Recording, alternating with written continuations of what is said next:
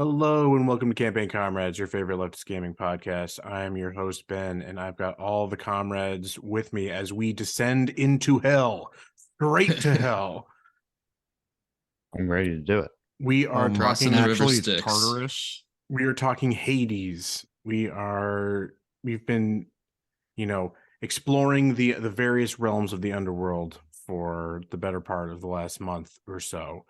I want to just kind of open up the show today, just asking you guys how's your overall experience with it been? How far have we gotten? How many runs? I How many almost runs? snapped How my many Steam runs? Deck. Why? Okay. Give it to us. Give it to us. Going back to a heated gaming moment.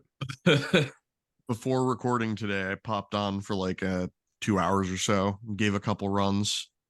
And the last run, right before I had to put it down and do this recording, I got to Theseus and the Minotaur again, with both of my Death Defiance still intact, a nearly full health bar, a pretty good, Doom, Hangover, Reflect. I got all the good stuff. Nice.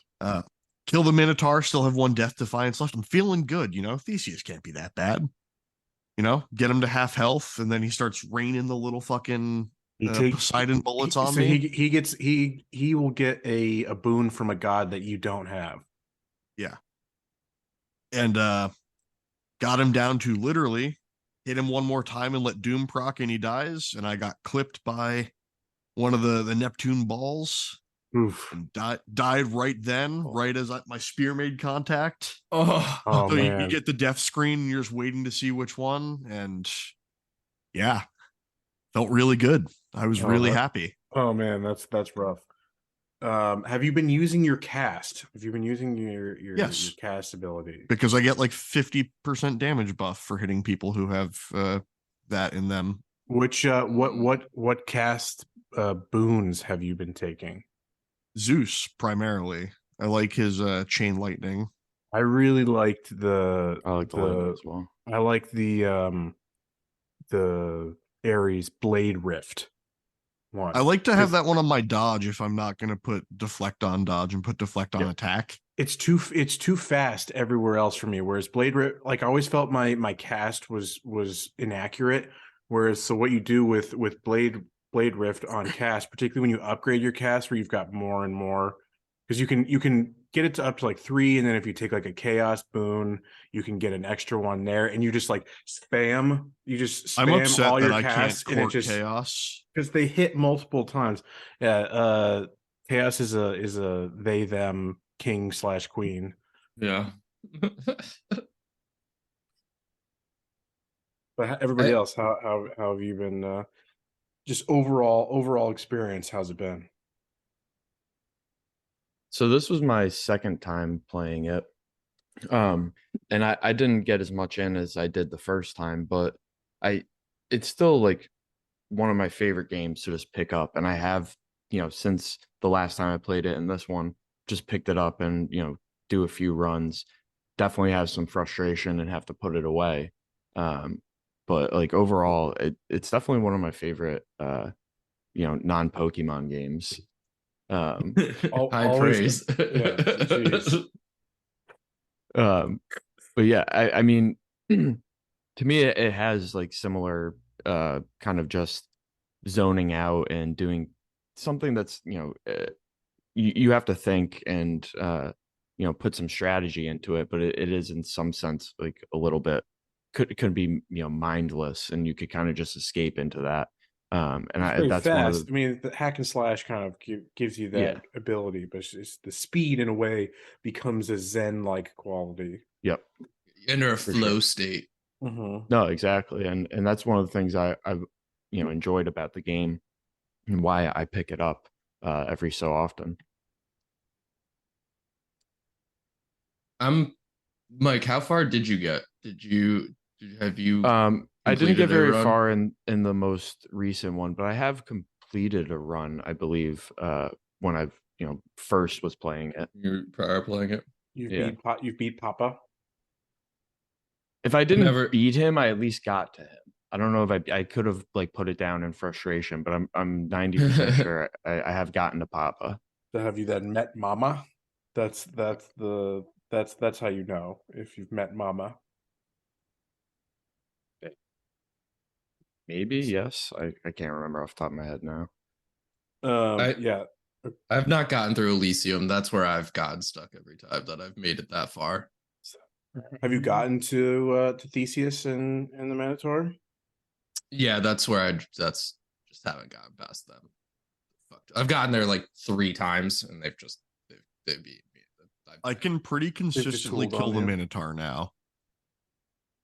If you just like go absolutely ham on the Minotaur and like his moveset is pretty predictable.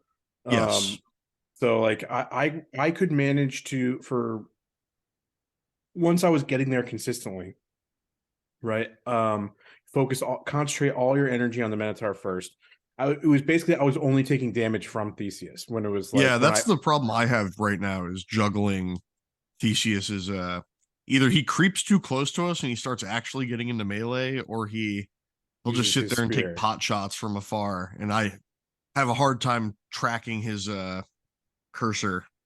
Yeah, it's I mean the ranged people in Elysium, him included, have the little laser sight thing that tell you Yeah. where it's going to go, so you can get behind one of the pillars to move it. So like that's the key is oh, I just pulled a tick off me. Ooh, that's not good. The you got to just get the Minotaur into one of the corners and just wail on him. I Yeah. So I liked this game. I think Mike's kind of, you know, laying out of what it is how I feel about this. It's a fun one to kind of return to. I can't I probably the longest single session I put in was probably like 2 hours. But once you get to that point, like just this is where rogue likes, particularly at this level of rogue like, kind of lose me. I get bored eventually when I do it for too long at one time. Like it just becomes too much of kind of the same, and even with progressing, I just don't get That's as much why joy out of it after I've I end played up for like an hour spending and a more half. time in the middle runs where I'm just trying to like figure out bosses that I run into, where I'm just prioritizing like farming materials and stuff like that, and making sure I have as much so I can continue to upgrade at the mirror. Yeah, I started to do that, which I think is probably a better way to play this when you're going to play for prolonged periods, is to kind of Because make especially goals for once you can yourself. consistently get past the Bone Hydra, that's a free like 150 between that and whichever Fury you fight before, of just pure of the darkness on top of Mm. whatever else you get. that's why like it was such a nice Steam Deck game. Like I like Mike Great had on the played it kind Switch. of in two chunks. Like I played it. This was like my first ever PC game. It was when Mike was letting me borrow his old PC gaming rig before I bought my own. It was the first game I bought on my Steam account, and I played on PC for a while and was like getting to Elysium and was just never making any progress, and just like Andrew's saying, was just getting frustrated, bored with it, like just like I don't want to just keep going through this. I hadn't really dug into what it takes to make a good build, and then it was later on in preparation for this episode of switching to the Steam Deck where I could just mentally shift focus and do like, okay, I'm just going to do like 2 runs. I'm going to do like a run before bed, and that's it. I'm purposely limiting how much I'm gonna put into it at any one time, that I actually like, again, kind of got more zen about it, Invest yourself into one run. and was just able to like kind of like the veil was lifted and I kind of could see the mechanics for what they were, and like was Started seeing the understand Matrix. yeah, I was understanding more about which boons I wanted to go for, what Yeah, synergies I was trying to prioritize, when I needed to because you farm got some time with it resources. in that run instead of just like going through a bunch of runs, just filtering through whatever items you get just to get them to do a run. You're much more thoughtful with it. And eventually, just with that process, yeah, I was able to consistently get to Hades every run. Um, and then it was just like it was all about the RNG. It was in no matter what build I was getting to Hades, but the RNG because the killer would be I would be on a fucking amazing run, would have so many like of my Death Defiance left. Like I've done everything like as well as I can with the RNG elements at my disposal, and then I get to the final area, which is Styx, and it can be really short. That one is not I guaranteed mean, to any be. of those areas can be really short. I I don't find if think you so. go to two, I don't think that's true. I know at least for Tartarus, it's always 14 rooms. well, yeah, Tartarus is very. There's not a lot of choice there. If you notice, a lot of the rooms have one entrance, one exit. Yeah, it's not. There's not a lot of split paths to pick from. But I find like what's it, Asphodel, and Elysium. Elysium. If you prioritize every time you see a Chiron stop, you can get through in 2 stops. Because I've definitely gone through those in some fairly short runs by just going to 2 immediate, like the first 2 of those I see, even if I don't have coin. Because he always seems to buffer a boss room. Oh, he always buffers a boss room. Yeah, you always can buy some type of boon before a So boss he room. tends to buffer like the mini boss, and then the That was always the worst luck is running into some of the mini bosses fucking suck and can just nuke so much of your resources. But like Styx was the most variable because in that mini boss in Styx is probably the worst. It's literally just a tiny fucking rat. All the mini bosses just require the boon that gives you like armor damage buff. He fucking sucks. He's probably the worst. I had him ruin an incredible run I was on. Used all my things of Death Defiance in his one little mini boss room, but like you're trying to because you're fighting you're technically not in the underworld anymore.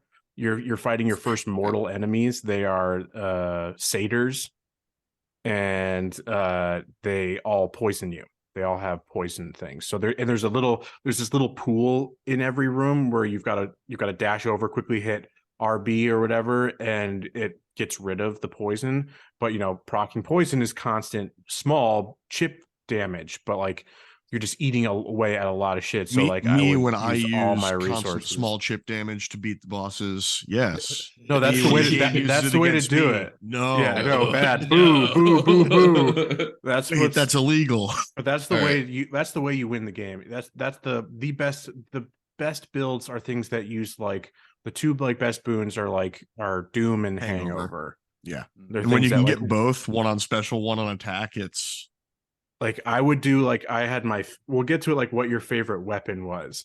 Like when I would use mine, I had upgraded the weapon so that it sucks, like I would do the special that would then suck guys into me. Oh yeah. I'm sucking all sorts of dudes.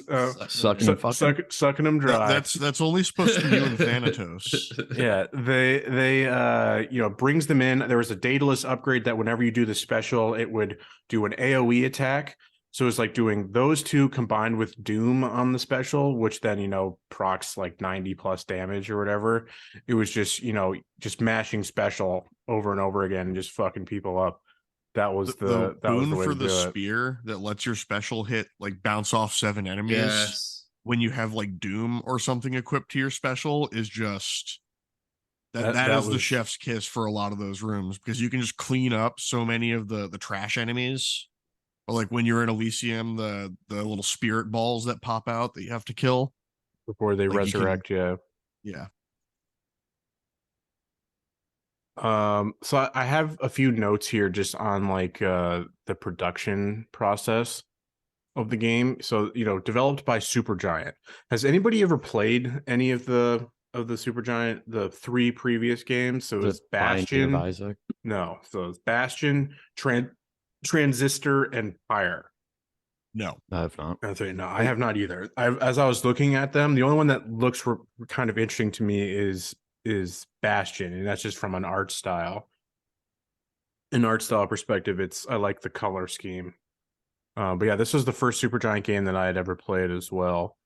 Um, so this game, you know, probably their biggest. I don't even probably definitively their biggest Far. success by Yeah. far. Their biggest success. I mean, I mean, they're yeah, a they well, announced a sequel for it pretty quick. they are, Comparatively. they are a well-regarded small indie studio, right? All those games were met with, you know, critical and commercial success for their size. But so they changed things up with their development for Hades. Before they even started, they decided that they would structure the game around fan input via an early access development. Um, it was one of the first games ever on the newly formed Epic Games Store. Did you know that? Hilarious. That they tied this together Was with did the not launch know of that. Epic. And I've been watching I haven't made it all the way through, but I've been watching the No Clip documentary series on YouTube about the development of it. And I got to the one where they're talking about eventually moving it to Steam the year later. And they're like, yeah, Steam is by far our largest audience. But we wanted to go with Epic because it was a smaller pool, because like we don't want to alienate and piss off our actual customers. Like it's like what a great business model. it worked. It worked. Yeah, But no, like I'm not I knocking it. want to talk a little bit about, it's just there's several things about this game that like make me think about They other. also partnered with Nintendo, right? They were a Nintendo. Well, they got to Switch, I think, earlier than most other I think consoles. I think the Switch was the first console for Hades. There's an interesting part here that is like too nerdy even for me, but like apparently porting to consoles was complicated for them because they had to rewrite their custom game engine. Like, Matt, can you explain what's the difference between moving from C# to C++? Like, what's the deal there? I mean, okay, that's two different branches of C coding, so probably not the greatest transition, but not the worst. I can't really give you too much else after that. Like, I have no idea what the fuck C# is, other than I know it uses C because it has it in its name. No, I had Cutting absolute, edge analysis. yeah, I had absolutely no idea what to make of that. But I'm like, sure, interesting. Maybe Matt will know. Like, I use a small branch of C coding in my work, but like really dumbed down, where I just tell a machine to go to places and do things. So what do you guys make of the early access game model? Like, what do you the development structure? What do you guys think of that? Even It's entirely removed from this dependent on the game? developer. Yes, Yeah. that was 100% going to be my answer for indie devs like this. I think that's a good idea. For fucking Xbox, it's absolutely Mhm. not. That's how I mean, we get even our beyond development that, hell games. There are some games that live in early access permanently, and it Yeah, is that's like what I was about to not say. how Like, it's supposed to be used. yeah, Ben, what's the game you keep wanting that's been in early access Baldur's hell Gate, for Baldur's Gate. Gate 3. Baldur's Gate is now no, on year 3 of early access. yeah, it supposedly comes out in August. Like Like I don't know if I other believe famous it. games that like lived in early access hell forever, like PUBG. And yeah, and it Oh, also okay. yeah, that one was early access for a long time. It also depends how they do it. Like I'm assuming they did like a free early access No, period. not They did a free. full No, paid you still have to for. pay it. You still have to pay, but it's like, I mean, for a You just small end up indie with the game, this game is after. $19.99. It's like, you know, Okay. you're not paying $70 for this. Okay. And wasn't it a different boss to begin with? It was the you could only get to like the Hydra. Oh, at well, yeah. I mean, first. at first, yeah, you could only. I mean, typically with early the access, there's gated. in the original Well, no, I know there's the real gated, but first original early access build, yeah, the end point was the Bone Hydra. That's as far as yeah. they had. Then they had several other updates, and then eventually they introduced Elysium and Theseus and the Minotaur, and then Because it was like they 2018 did that it first came it took out. them a year. It took them a year to get the full boss structure. Yeah. Plenty of changes and updates and additions even after that, but like it took them a year of early access development to get even that far, which I mean is a pretty good progression, you know, from other Yeah. games that were, you know, just mentioned. But yeah, it's like I have, in general, with early access, it's like and as I was like looking into the development of this particular game, like it kind of, I was, before watching, say, these documentaries, like getting an inside look into this particular studio, I was largely on the side of, I don't like early access. I don't like them. It seems to me like it's a way to, it seemed, that is past tense, to be a way Outsource for QA. Exactly. It's just like, pay and hire more. Hey, you're having them pay you. It's even better. Yeah, full-time bug testers. But like for them, for this production, the bug testing was less of what was like the after effect of what it was. This was all about, it was truly about getting fan input and testing things like scaling and like doing kind of that telemetry kind of data of who's coming up with the percentages for the boons and stuff like that. It's like the right balance. Yeah, and it's like who's picking what weapon and how far are they getting? What are they running up against? Are they having difficulty with this particular enemy type? Things that you really can't do even in a normal play test kind of environment, right? Like this is a truly wider range to see what fans are actually and users are actually doing with the game to try to fine tune it to make the best possible experience. So when done like that, I think it's cool. I think it's interesting. I myself don't like paying money for an unfinished game. Particularly also, and it's my main on the promise of having a finished game in the future. And my bit is always like, I'm never a game replayer. This game, however, being a roguelite is roguelikes are infinitely replayable. And that was like a big reason of why they wanted to design this game, was to embrace that replayability. It's a little bit different, but like I don't like, say like I don't want to like play the first zone that's not going to be what the actual finished experience is, to then have to replay the first zone again. Which is say why I've not gotten Baldur's Gate, the early access thing, because it's like the first third of the game. Some developers handle that by allowing the transition of your early access. Oh yeah, you can move save data, but like then again, you haven't necessarily. Baldur's Gate won't though. They've already said that. Baldur's Gate says that once full game comes out, you reset everything. Oh my god, because there's like 50 hours of content in that first section. Oh my god, and they're not letting you carry over. Well, say people have put hundreds and hundreds of hours into it because they're doing like multiple playthroughs and all that. Sicko shit. It's That's crazy. One of the podcasts I listened to, one of the hosts was lamenting, and she was just like, I want to play, but because I love Baldur's Gate, but I don't want to play for 100 hours and then when the full game comes out, have all of my shit go away and start over and have to replay for another 100 hours. Like, no, I've just been like, once I learned it was early access, I'm like, no, I'm just gonna wait. You see, the problem is that some games have thrived off the early access model, like Fortnite. Completely had a complete change of face of what the game was in early access. Wasn't it like a zombie shooter at first? It was a tower defense zombie shooter thing where you would build security systems to defend from zombies. And it was originally called Fortnite Save the World or something like that. And they released the multiplayer battle royale as like a spin-off of it, saw that all the traffic was going there instead, and then just slowly but surely put everything into the battle royale and pushed away the tower defense until it was no longer part of the game. So there are instances where it's like you could have bought the game on the premise of like, oh, I want to buy a tower defense shooter. That sounds really cool to me. And then it becomes a free-to-play battle royale multiplayer babysitting service. Yeah, watching more children than parents. I think the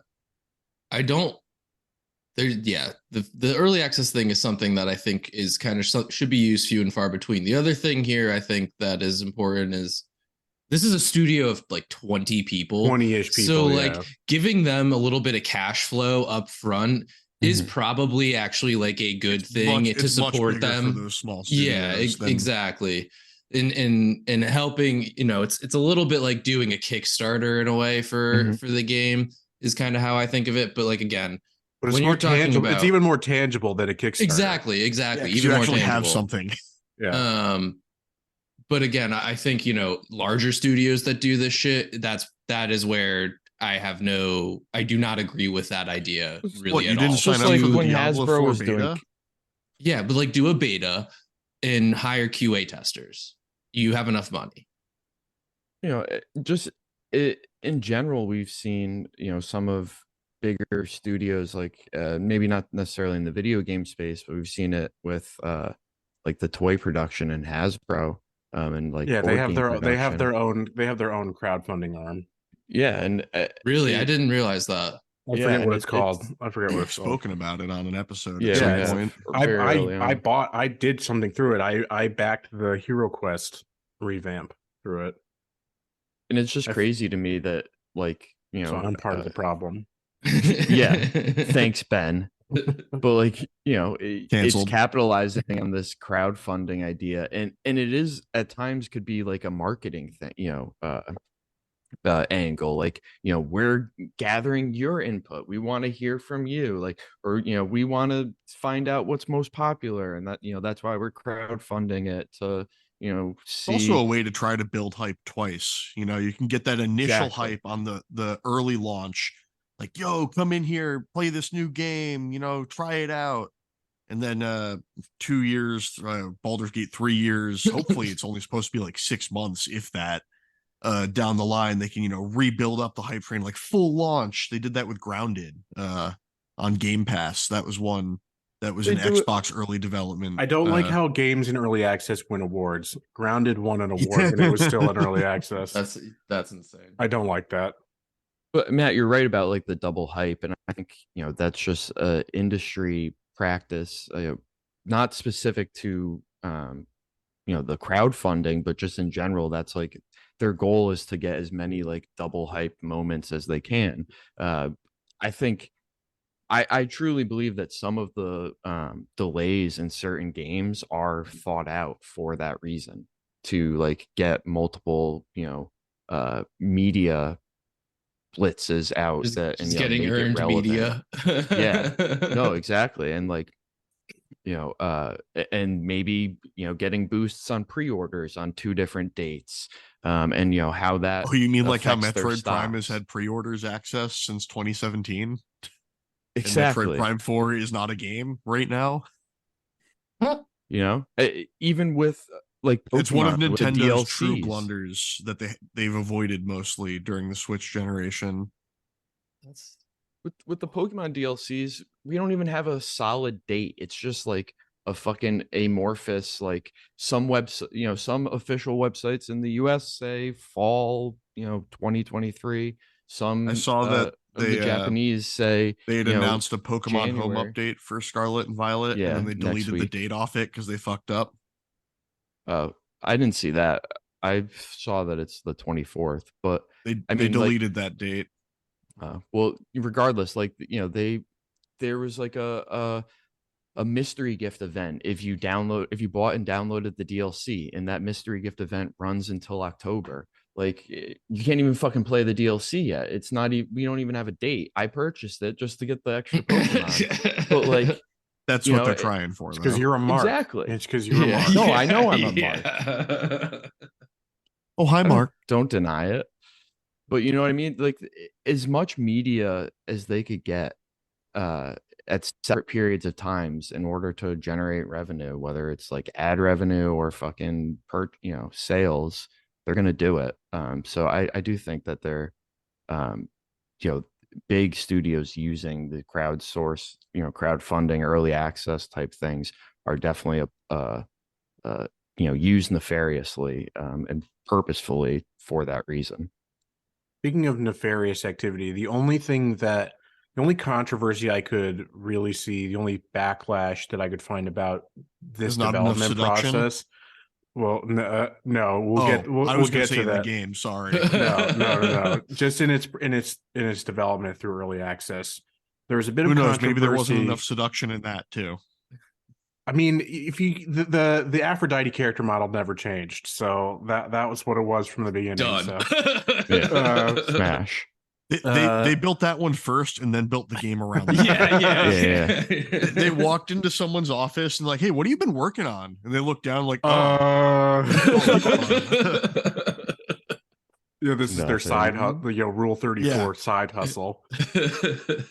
But yeah, so there's a bit of controversy over the game's translation and localization efforts. There were complaints about poor translations that then led to some confusion if Supergiant had relied upon unpaid community labor. So again, getting into our concerns about early access on relying on the efforts of community. So the real controversy comes from basically someone who was not like a PR person at Supergiant, shooting off a tweet too quickly, because it just it was after a Twitter response to the criticism, it just it was not worded well, and it was eventually. It is still Supergiant claims that would they pull a Kamiya from Platinum? Just do it's Japanese, you don't understand. They had contracted with the professional translation service that they'd worked with since developing Transistor, their second game. Hades was their fourth, so that was their second game. But so where the confusion came in is that they did use community members and took their input, but they claim at least that they paid and credited community members who, quote, met a certain threshold of meaningful contributions and words translated. What that threshold is was not stated. So imagine watching the credits and not seeing your name and realizing that you weren't meaningful. After providing a full scene of translations. you did all of the Farsi translations, and they were like, no, fuck that. We're not putting that in the game. You're not getting that credit. Or I mean, there was also potentially they were doing Turkish. They were doing the Turkish translations. Yeah, they did the Uwu translation. Apparently, the German one was good. Apparently, the German localization was good, but one of the ones that was criticized was the Spanish one. I have two coworkers who speak fluent German because they're dual citizens. And they'll switch to it sometimes. And I was sitting at my desk super tired towards the end of Thursday, and they started speaking German. Am I hallucinating? I took a moment. I was like, what is going on? I don't understand anything. It's what is this angry We're language? in America. Speak American, god damn it. Speak American. Speaking of words, how the fuck do you say the protagonist's name? Zagreus. Zagreus. Okay. Who is a real character? That is a character, but less not spoken a lot about. So this was an interesting bit that I learned, that the original concept for the game had Theseus as the main character trying to escape a shifting maze, but they couldn't make the character interesting. So they had to add sex. So instead they made him an annoying bisexual vampire. They made him an annoying boss character instead. But so they had some freedom here because due to the long-standing historical cultural taboo surrounding Hades, there aren't that many myths.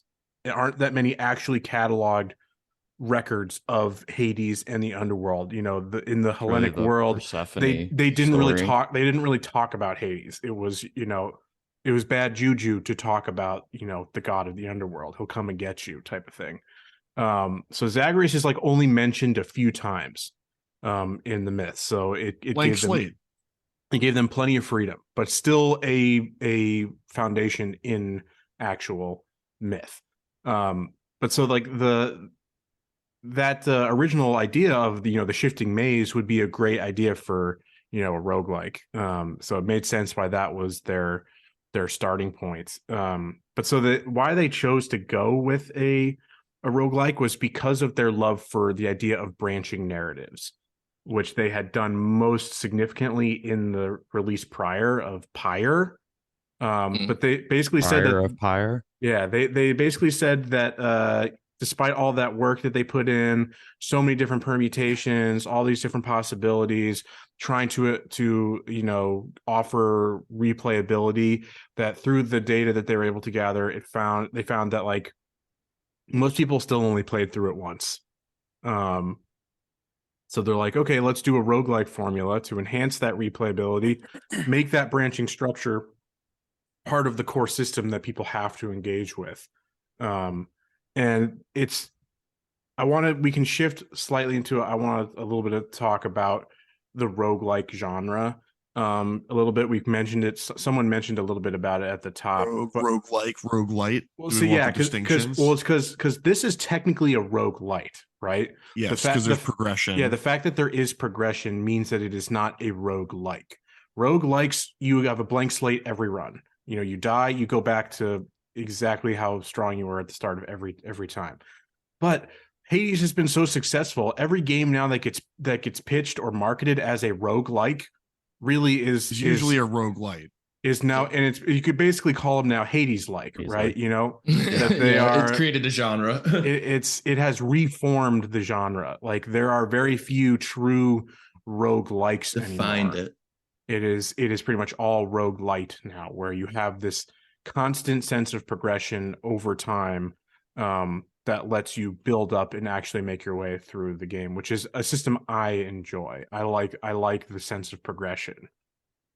So I'm curious to hear Matt's thoughts about what I'm gonna say, because I have admittedly not played many rogue likes or lights.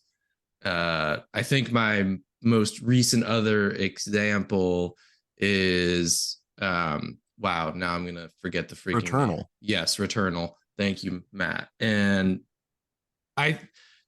while I think the Hades does a great job with the format, and there's a lot of fun to be had in the overworld and how how you interact with characters, you get a lot of story from that section, and then you have your runs. But I will say that Returnal for me still does it in a more continually engaging way, where I could play that game for a lot longer than Hades before I start to feel like I'm just bored with doing the same thing over and over again. Which is why again, I totally bounced off of it in terms of, not in a super negative way. I didn't like say like, oh, I'm putting this down, I hate this game type of thing when I was playing it more like that. But it was just such a great handheld experience for an hour at a time. Like I could do a run in like 40 minutes, and it was just perfect little bite-sized bits where I could feel like I was making progress, while at the same time, starting to understand and appreciate the mechanics more.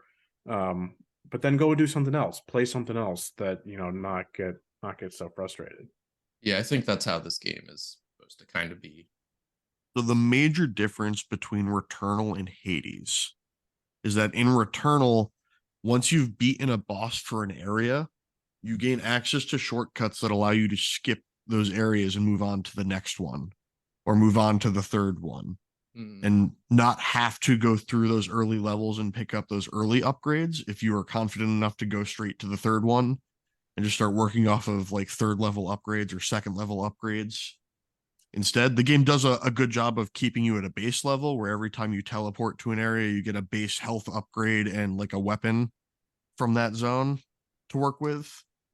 But Returnal is a different, that's Housemarque. That's a Sony studio. They have 110 employees by themselves, plus the Sony network above them. That's over the shoulder third person. There's a lot of verticality in Returnal. Yeah, you're also biased against isometric games. I am, and I was gonna say I hate the isometric camera parts of this game. It fucks me up. See, this is I love isometric, too. And I love the art style. Go ahead, Mike. Sorry. I would say I'm not a fan of isometric all the time as well, but this one never bothered me. And I think part of it is the art style. It was they did a good job of typically these 2D roguelites, like Binding of Isaac or something like that.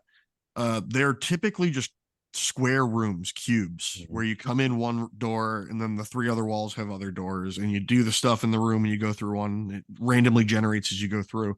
They did a good job of masking the cube feel by morphing how the room lays out, even though you still end up with one area come in through and 1, 2, 3 places you go out, and randomly stacking them, but they help make it not feel like you're just sliding over a box, is how I always like.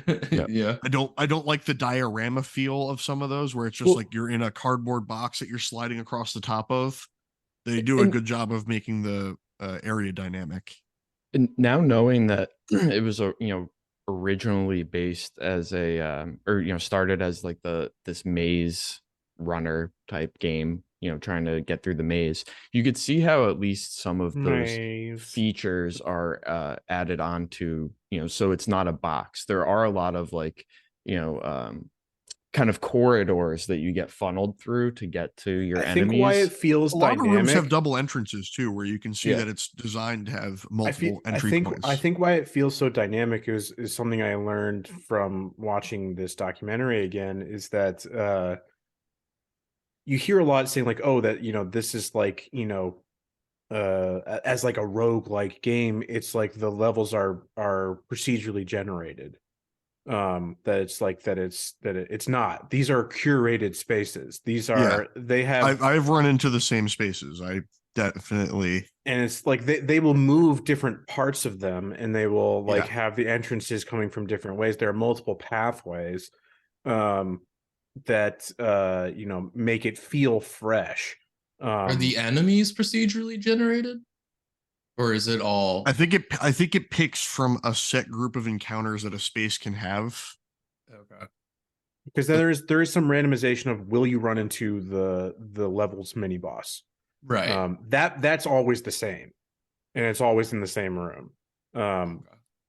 But they're saying like, oh yeah, no, we've placed everything important, like, so to vibe with the art style, like to make sure that lighting is correct, and so that there's never this kind of disconnect with that. So everything is kind of meticulously curated, which I wanted to like talk a little bit about as well. Just how impressive this type of the actual nuts and bolts of this development is, of this type of branching structure, like the tech, what must go into technically making this possible. Like they talk about like how there's like over 20,000 lines of dialogue that they have recorded for this, but it's like they have this incredibly complex matrix going on that's like tracking what conditions you've met.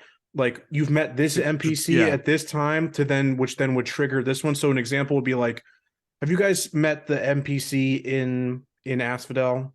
Yes. Eurydice. I've met all the NPCs so far. The muse. So like it's like you meet Eurydice, and then she mentions Orpheus, and then when you die and go back, he then you will then talk about it, and so you can bring him back. Yeah, so there's all sorts of these interactions that go on. That how complex this fucking web structure is. Like I'm kind of in awe of how they're able to do that while it's tying it back into the art stuff. It's too, incredibly depending curated. on the god boons you've received, you can get duo boons. Yeah, duo boons. Yeah, and they're usually linked between gods and goddesses who have some sort of connection through mythology. Yeah, whether it be brother and sister with Athena and Ares. Because that's the one I get a lot, because I typically am just loaded with Ares and Athena boons. See, Athena is, this is just now a detour into strategy. You guys, you gotta equip Athena's keepsake at the start of a run to get her dash deflect ability. Yeah, you want to get her dash deflect ability as soon as possible. That should be like the core foundation of any build. And then it's like my order would go Athena's keepsake to get the deflect. Second level would be Ares boon to get Doom. And then the third one I would maybe play a little bit with. I maybe like Artemis for the critical bonus. Artemis is cool, but I would like play with another one that wasn't necessarily boon related. I would like play with something else. Maybe with like the one that just gives you extra health or whatever, just to make me a little bit more survivable. And then The starting real big one is to get the Aphrodite Fountain's full heal. yes, and then That is that's big. a And run then saver. and then you do and then I would do on the when I got to sticks, I would put on Skelly's Lucky Tooth, which gives you Another death Skelly. a weaker but still another death defiance. Additional. Yeah. Again, a whole nother aside, incredible, like the amount of talent that went into this game, into the development is perhaps best personified by the audio designer for this game. The music is great. It does all the scoring, all the, does recorded and produced all the music, did all the mixing, all that. This guy also voiced Zagreus and Skelly. Hilarious. Amazing. He did the voice Holy acting shit. for both of them. It's Dude. insane. This game is incredibly impressive in my opinion for what this studio is. Like 20 25 people like made this game is just pretty wild to me. And it was Game of the Year the year it came out, right? Yeah. It didn't Yeah. win at the Game Awards. It won several. Okay. It was nominated Oh. and it won several. It won several Game of the Year awards. But yeah, released to near universal acclaim on its 1.0 launch. It was nominated, won various awards. Yeah, it was a nomination for Game of the Year, but won Best Indie at Game of the Awards. Yeah. At the Game Awards. Sold 700,000 copies during early access and another 300,000 within 3 days of 1.0 launch, putting it over the million mark. I wonder how that So- compares with their other titles. Yeah. I'm pretty sure it's much better. Yeah. They can So all- I'm just like curious. Took the magnitude of better. In one Yeah. day of the 1.0 launch, did they exceed the sales of any of their other games' lifetime? Would be the. Yeah. But the real question here, and we've been hinting at it, or I have just been dropping it the entire time, is who have y'all seduced? So I have a list of questions here, and so one was going to be your romance choice.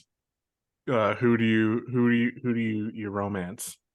Even if you've gotten to it or not, who do you choose to romance? There are only two choices. There are three choices. Who's the third? When I was looking it up, I only see the two. There's Thanatos, Megara, and Dusa. I was gonna say, can you romance Dusa? That's awesome. And you can absolutely romance all three of them simultaneously. Yeah, because I Hilarious. know there was a whole bit. Yeah, you can be poly. You can do a polygamous relationship with you can do- Thanatos and You can be in a It's a very polycule. woke game. Yeah. the Greek mythology, man. polycule. So the knowing Greek mythology was knowing infected with woke mind virus. knowing that you can Bunch you of blue-haired can, freaks. that you can romance Dusa, that would obviously be my choice. But like before knowing that one, I went Megara because Thanatos feels weird because you basically until the start of the game, Zagreus thought Nyx was his mother. Like they would have been Yeah. half siblings, like Thanatos. Well, what are you which doing, again Step Bro? wouldn't stop the Greeks. The Greeks, yeah. But wouldn't stop the Got pantheon. stuck in the laundry machine. But for me, it's a little bit like it's like basically you grew up like thinking that you guys were brothers. Like that's weird. yeah, that's weird. That's what are you talking about? That's the ultimate lust if you go to Pornhub. I had someone explain to me that was social programming to by aliens to get us used to having to like reproduce in captivity in space. Oh god. makes a certain amount of sense. I want to meet this person. That's a good I one. went Dusa Amazing. because I love the fact that she gets all bashful and runs away. Yeah, she's a great NPC. Ooh. Yeah, no, it was Megara for me for obvious I've reasons. also started working on Megara, but I've been invested in Dusa.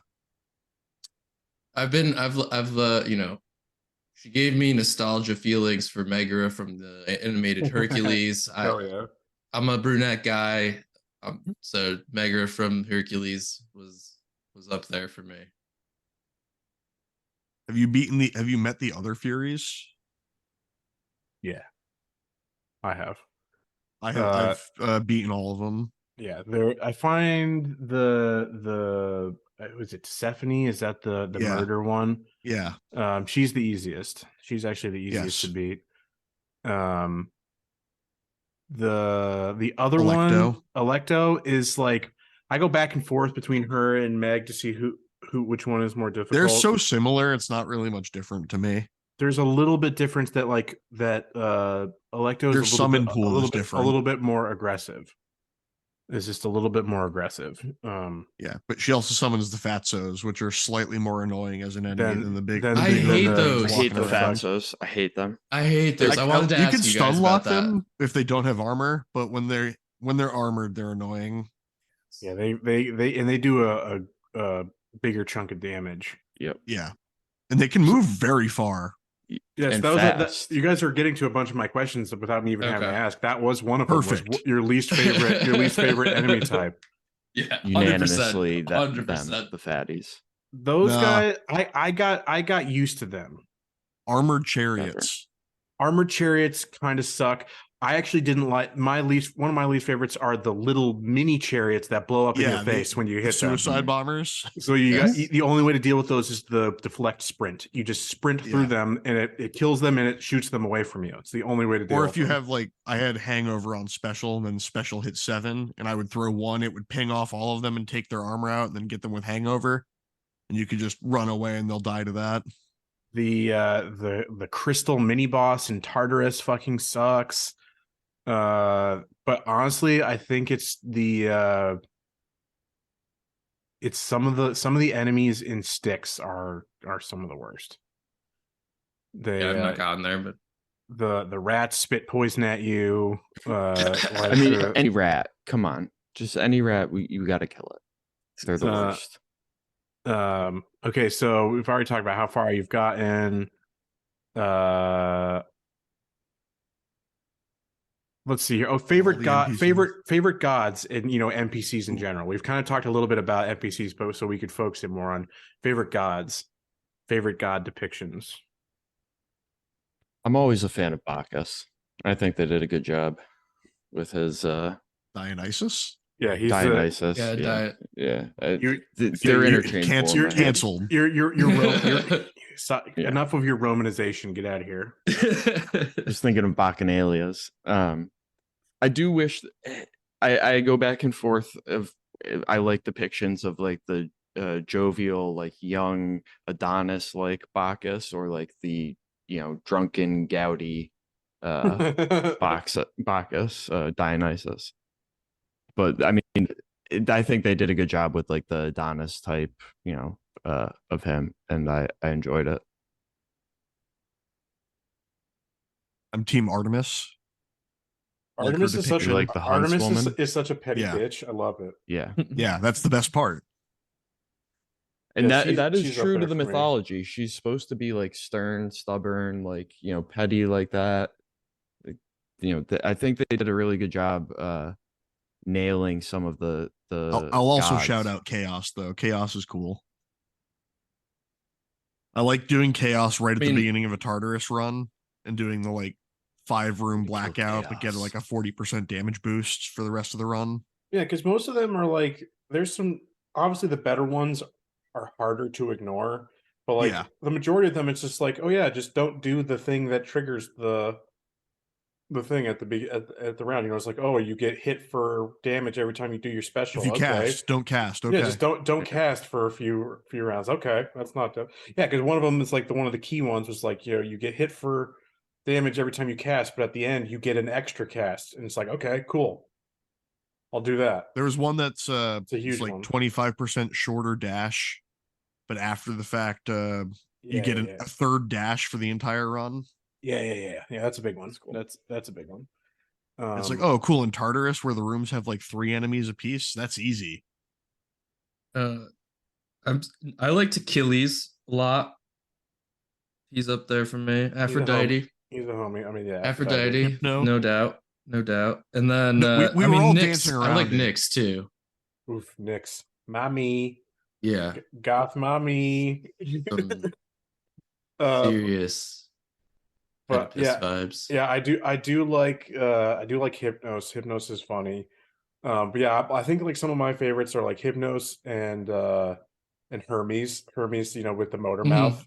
Yes, Yeah. Hermes is funny. I love the Hermes I, boons kind of disappoint me, but Yeah, I mean, there's one that I guess we can dovetail into the next question is one that I didn't really do. There's a boon synergy you can do that like um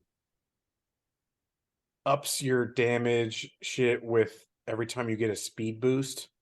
And that's like tied to like a lot of Hermes things, plus something from the Well of Charon where you get like the something Iker and it just yeah. increases your speed and like you just do stupid damage. So people would pair that one with the gun, which was by far my least favorite weapon. I fucking Same. hated Yeah, that having to weapon. remember to reload I Yep. hated it. I hated that weapon, but like when you have your because I'm speed, never on the right stick in that game. yeah. Yeah. But so that's the next question. Favorite and least favorite weapons, and then boons and build. Your overall build. We'll start with weapon. What was your go-to weapon? go-to's the spear for me, no doubt. I really enjoy the spear still. I am also a casual spear enjoyer. I, I've you know, tried the fists. I think I could get used to the fists. I've basically gotten to the point where I'm gonna start trying the other weapons out more Mhm. because I keep getting to Theseus and the Minotaur, so I might as well like change other parts of my run other than just the boon builds. I like the shield too, to be honest. the shield, I do like the shield. The shield and the bow were probably my favorite. I hate the guns. The The gun, reload was the gun terrible. sucks. The gun sucks. Yeah. The I was a shield user for a while. I mean, I Yeah. like the shield and the spear are both good because you have the options for close and long range. You Mhm. have Yes. a melee and a You ranged can get an attack. attack upgrade for the spear that makes your basic attack 40% longer and does 40% more damage at range. And you can basically hit and poke things to Oh, death. Yeah, I mean, it became too slow for me. The fists were like became like are in my opinion the undisputed DPS kings. The each hit does obviously a little bit less damage, but you can do so many more of them in that succession that you can I mean you just gotta be it's just like about being bold and doing your attack. So combining that with like a dash ability that does damage that like you're just bobbing and weaving. You're just dash dash dash punch punch punch punch dash dash dash punch punch punch. It's really quick, frenetic, and you're just putting out an insane damage output with some pretty good boons like the ones I described earlier, like or like the Daedalus Hammer that creates an AOE attack on the special, the upgrade to the gloves that sucks guys into you. Oh yeah. Um mm. that brings faraway targets in. It's its own version of kind of a ranged attack. Um Yeah. and then putting something like Doom on that, which just like procs an insane damage buff on top Yeah, of it. once you get Doom up to like level 5 and it's doing like 140, 150 plus damage a proc. Yeah, and then you can also get like a chaos boon that it would be something like the normal glove attack. It's like a 4-hit combo, and it's like 20 20 30 35 or something. They're lower. You can do a chaos boon that it turns into three Three hits, but fives. each one does more damage than the base one. So it's a nice little trade-off. So it's like you can do a whole lot of damage in a really short amount of time, which is why I ended up liking it, because it's just speed is the name of the game. I remember seeing a lot of Fair. discussion that the bow was like the most popular. I struggled with the bow because like the same with the spear, the amount of time it takes to draw it back and aim a regular shot with the bow, I would just take too much damage. Oh, see, I'd dash a lot and then just shoot, dash and shoot, dash and shoot, boom, boom, boom, boom, boom. So almost like a pinball, just fucking shooting people. It's the fact that you have to like aim it was just was too many more inputs, too much input that could just go wrong to open me up Now, for the only thing that was too counterattack. much input for me was any of the held attacks, like the spin attack or anything Sure. like that. Those Like the took sword, way like too the long to sword get ground charged up, pound. charge. right? Yeah, to be useful in like the instances you'd See, want them. shield charge is the one that's different because when you do a shield charge, you're blocking attacks from the Yeah. front as well. Yeah, You have defense, so it kind of takes that into account. which is nice. Ben, did you have you only done one full run, or have you done multiple? No, I one full run was enough for me because at the same time, again, it's like I am not a huge replayer of games. They give you plenty of story reasons why you want to keep Yeah, going. to keep going. Yeah, I just read looked it that. up. I just looked it up on YouTube. I did the same thing. Last night when I realized I was not going to beat it, I was like, yeah, I better just watch the YouTube and see what happens here. Now you just Yeah. got to watch the YouTube for seducing Dusa. I do very need well to may. watch that. Yeah, I do need to watch that. Gonna go into incognito mode. I am sad we have not mentioned one of my favorite characters yet, and that's Cerberus. Oh, the goodest boy. Game I love automatically interacting with him. Game automatically a 10 out of 10 because you can pet the dog. And I You get a just love trophy for petting the dog. Yeah. and the responses you get when you pet, like, it's just like it's the voice. It's not. I know it's not voicing the dog, but it just is like this kind of hyper serious. His inner monologue, yeah. Yeah, really good. it's just great. I don't hope this isn't spoiling it to anybody, but when you get to Styx, it's like you walk up and it's like the door is right there, but who's standing in front of you? Who's the last line of defense? Cerberus. So it's like in like the first time you're there, it's like, don't make me fight you, boy. Don't make you. And it's like it's about like they're about to like, go head to head, but Won't do it. but then they just laugh. They laugh it off. And so what Thank you're doing is you're going through and you're finding a bunch of a smelly bag of Seder parts that are Cerberus's favorite snack. So it's you're in exchange for him letting you go, you've got to get him a treat. You've got to get the good boy treats. Nice. So favorite treats. Yeah, so that's how the there is no final boss for that area. It's just if you run into the tiny rat mini boss who fucking sucks. Oh my god, that level, that room killed at least two really good runs of mine. I was so sad. Ben's only a little bitter about that fucking rat. The goddamn tiny rat. That sniveling fucking. Because like all the other rats you fight are like big and they're very large. They're ROUSs, rodents of unusual size.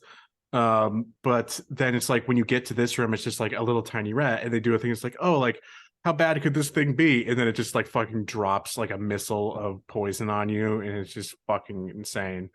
And the thing has so much health and a shit ton of armor, and it's just absurd. That's a New York rat that made it down to Tartarus. That Yeah. evaded Eric Adams, The Rat Czar. Yeah, the rat czar has fallen down on their duties.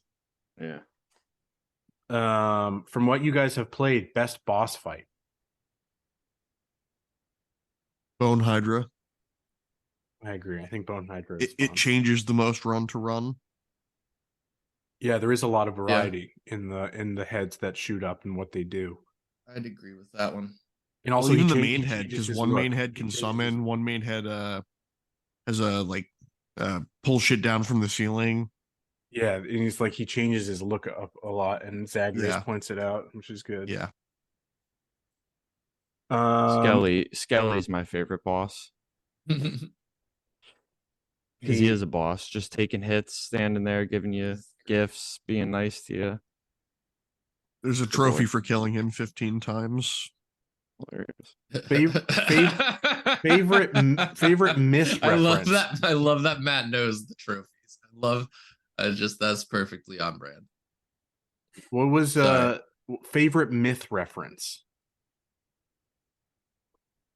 I had to be paying more attention to that for this. And it's like I ask it realizing that I had thought up an answer, but then kind of forgot to write it down. I mean, the one that had me snapping and pointing at the screen like Leo was Persephone, the reveal of his true mother, theoretically, through paperwork. Sisyphus is cool. I always love running into Sisyphus. That was what I was gonna say. Was I like when I ran into Sisyphus. Just feel bad for the poor guy. He's chipper. He shoulders that with with stoicism. Yeah. I did like a Orpheus. good Greek man should. Yeah, I did like Orpheus and Eurydice. I like that. I just freed Orpheus, so I haven't had much interaction aside. My dude, court musician who never plays any music. It's not until like the very end that you can get him to actually start playing music again. So that's a good one. Thanatos is pretty cool. I like his introduction and how he works of the combat challenge, like who can kill more. Yeah. It's a nice change up to the levels. He only beat me a couple times. I mean, I do like my first one. Do like that Theseus and the Minotaur kind of are a boss together. That's bros. It's like they were enemies in real life, but then I love how much of a dick Theseus is. I think, and how dumb he is. It's great. It is. He's it is perfect, Chad. Exactly. Yeah.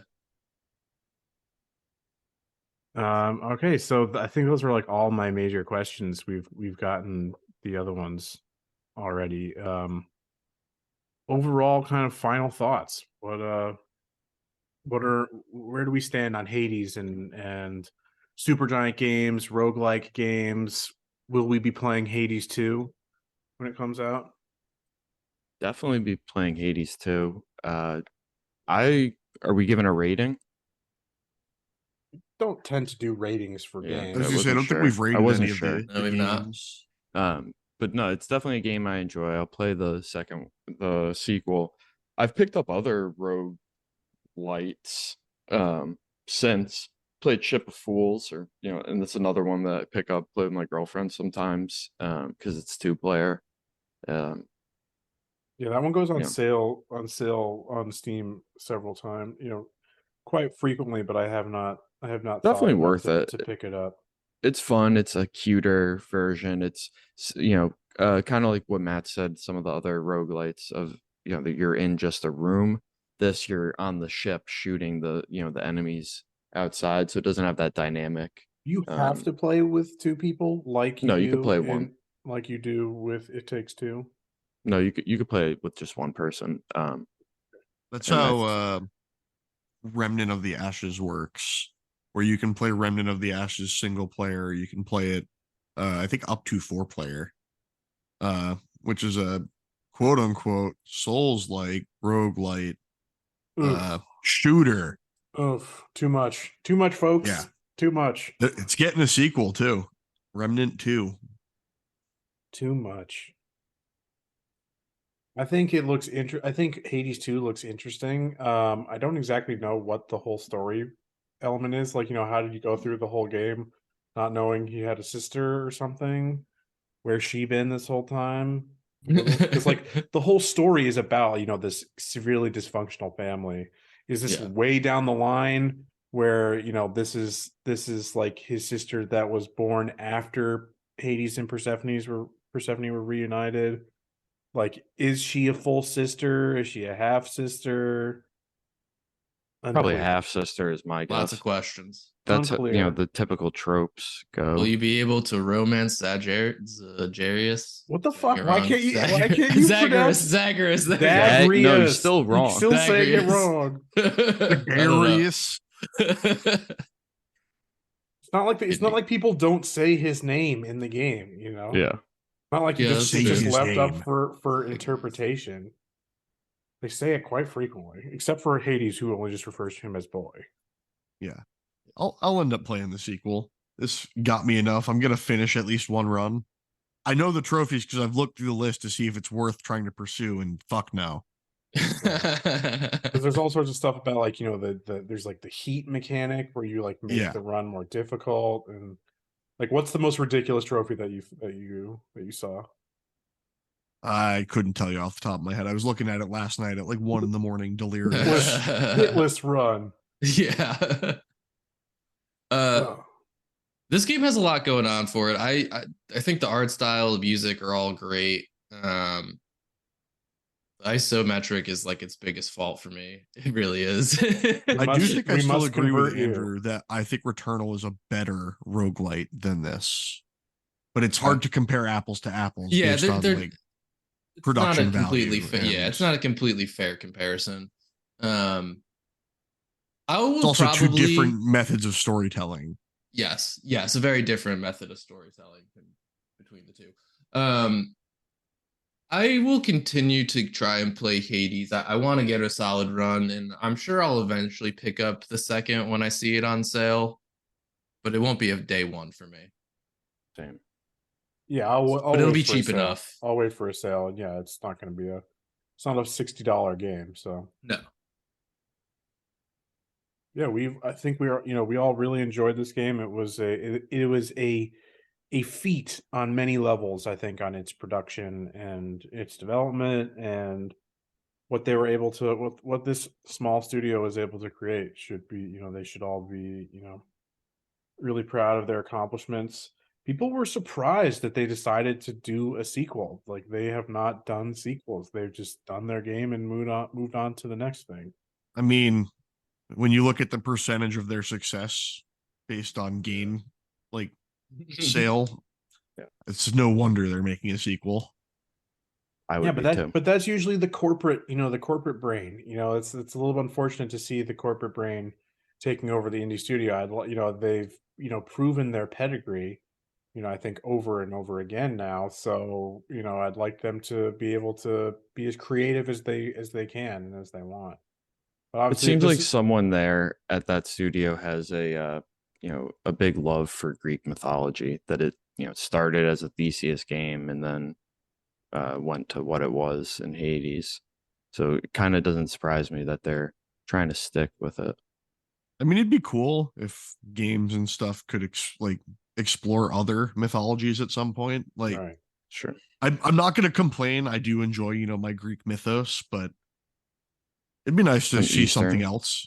Like maybe go like a Quetzalcoatl and a Aztec culture would be That a would be cool. I mean, Yeah, again, so you ask for all these things again. Monkey's Paw Curls and Ubisoft is making all of these the Polynesian game. Yeah, is making all of these Assassin's Creed games where they are, don't actually, it's just a bunch of French assholes making these various games on different cultures. Just I can't wait putting to see the French's take on French Polynesian Yeah, revolution. yeah. Oh, I wonder how that's gonna no. go. Yeah. So be careful what you wish for. The assassin is going to be from the perspective of the French. Yeah. Somehow the Templars have have been Infiltrated. colonized. Yeah. Well, okay. All right. Well, I They think sent that missionaries ahead of time. Boom, done. I'm writing the game for them. I think that does it for us today. This was a fun episode. This was a fun time playing through the game. I was incredibly satisfied when I actually did get my successful run. Something like 50% of players have done a successful run. If you look at the trophy list, Well, it's a pretty high completion rate. That's pretty good. I mean, it's the reality that that's technically not completing the game, right? It's just a traditional player getting one ending and then being done with it. Right, which is very rare. What, like 5%? A normal game is like 10% or something like that of people who actually finish a game. Like God of War was like a 30 or high 20% to get full. That's still wild. That many people will pay $70 for a game and not see it. No, the wild one is when you look at a game's trophy list and you look at the trophy associated with the first story beat or the first boss or whatever, the drop off, and you see like 60%. Yeah. Or I don't understand how people have that level of disposable income that they can just be okay with wasting that much money and not getting their return on investment, in terms of, It was actually one of the things. Games that are still Elden the most expensive, type of like singular entertainment. But when it comes down to hours offered versus the price or the cost per hour, it's the best deal in entertainment. Absolutely. Sound like you're gonna, have a pitch for you're going over to EA or something. Change up their slogan. They don't need my help. All right. But I think that'll do it for us today. Folks, you can come check us out as we play some of these games for the podcast live, either on twitch.tv/campaign comrades or over on the YouTube channel. I am currently playing through a game on my own that maybe will be on next week's stream after this episode gets published. We'll see about that. But then afterwards, I'll be free from D&D, so but either I'll be streaming Demon Souls that I'm playing currently, or I will be starting Nier Automata for our next month's episode. So you can be on the lookout for various gaming content like that on those various Thursday's channels. stream title should be Monsters or Mommies, you decide. Say, I already have one stream title. It's I'll spoil it now. It's Automata Asphyxiation. So can't wait for that. I will see you all in the future. Good night, good gaming. Thank you very much. We love you, folks. Bye bye. Bye.